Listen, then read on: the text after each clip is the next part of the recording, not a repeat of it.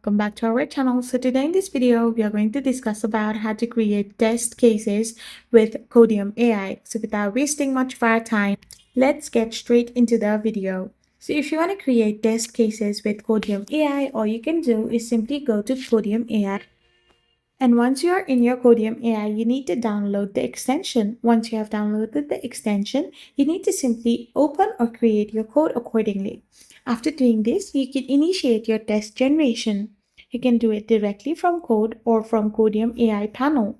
You can add more tests to an existing suite as well and simply review and refine your generated test. Codium AI will analyze your code and generate a suite of test cases covering various scenarios like happy paths and edge cases.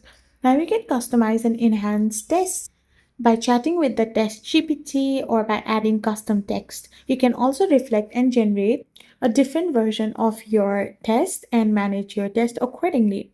So simply save it and you're all done. I hope you found this video helpful. So don't forget to hit that subscribe button and to give us a thumbs up.